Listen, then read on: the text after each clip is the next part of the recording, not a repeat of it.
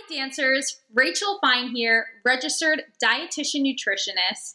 So as we build a lifestyle around a non-restrictive, non-diet approach, it takes a lot of work. But what's even more difficult is explaining to others your lifestyle decisions, especially because we are drenched in a culture that encompasses diets and restrictive eating. For dancers, this can be even more difficult as we have to deal with a lot of preconceived ideals in regards to what a dancer's body may look like, body weight, or perhaps even food choices. Now, I have a question for you. As a dancer, have you ever felt ridiculed or criticized by how your body looks, whether it's body weight, whether it's body shape, or have you ever felt criticized by your food choices? Maybe you decided to have a brownie after dinner. Were you ever asked, are dancers allowed to eat that? Or maybe you decided to have the salad for lunch. Did someone ever tell you, of course you're ordering the salad, dancers are just so healthy, you must have to do that for your performance?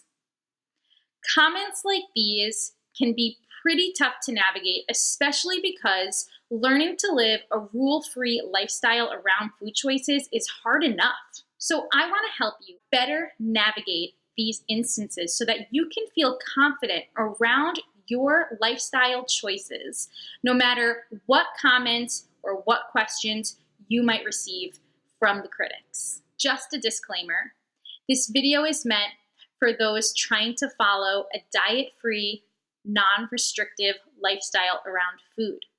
If you're not quite sure whether or not your food choices are stemming from a restrictive place, then I suggest you reach out to a professional, a registered dietitian nutritionist, a professional counselor of intuitive eating, a mental health therapist. These are just some examples of professionals who can help you build a lifestyle around a non-diet approach while still benefiting your performance as a dancer.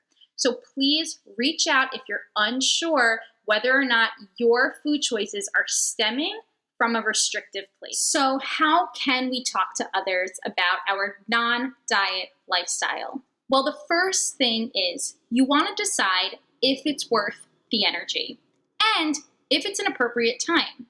So let me break this out into two different scenarios. One is when you actually feel up for the conversation. And the other is perhaps when conversation about food and your body is overwhelming to you. If you're overwhelmed, I want you to realize that that's okay. You don't have to be an educator for others about a non-diet approach. All you have to focus on right now and all you have to prioritize is your own personal journey. If conversations about food and body overwhelm you, then let's talk about a few tactics that can help you navigate the conversation. The first, just change the topic. Talk about the latest Netflix series you're watching, or bring up a book that you love. Shift the conversation away from body weight, away from food, and onto something else, something a little bit more interesting. If that doesn't work, set a boundary and be honest. Explain that you're working on rebuilding your relationship with food and body, and these types of conversations are just a little bit overwhelming to you right now. If you're talking to a loved one, they should understand. But realize if you're talking to a loved one and that they're bringing up concerns about your eating behaviors, then you do want to take a step back and make sure that you are building sustainable habits. And if you're concerned, then reach out to a medical professional. Someone like a registered dietitian nutritionist can help you sort through the information. Last, and this might not be a long-term solution, but opt out of the conversation. Go check your phone, go get some fresh air. Sometimes we might have to exit the situation if it's just becoming too overwhelming for us. Remember, your priority right now is to focus on your journey, and self-care is a huge part of this. If you need to avoid these types of conversations so that you can stay focused on rebuilding your relationship with food and body, then that is your personal self-care of how you're going to stay on this path. So often I'll see a client who will come in and feel a little bit discouraged, second guessing themselves after perhaps a holiday dinner or some time with family or friends, second guessing the whole process, the process of really allowing all foods to fit into a lifestyle.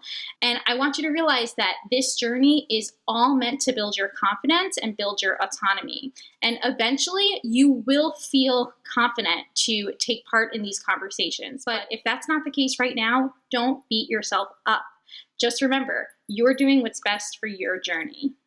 If you are up for the conversation, then this is great. This is a great opportunity for you to practice your confidence and help to educate others about how freeing a non-diet lifestyle can be. You'll want to phrase your responses to best reflect your personal choices. Remember, you may not be able to change the opinions of others, but the best you can do is plant seeds of information.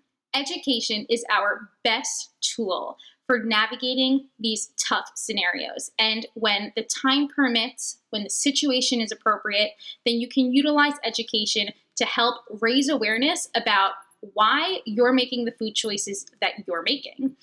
This is all to build your confidence and to build your autonomy. If you liked this video, hit the red button below and subscribe.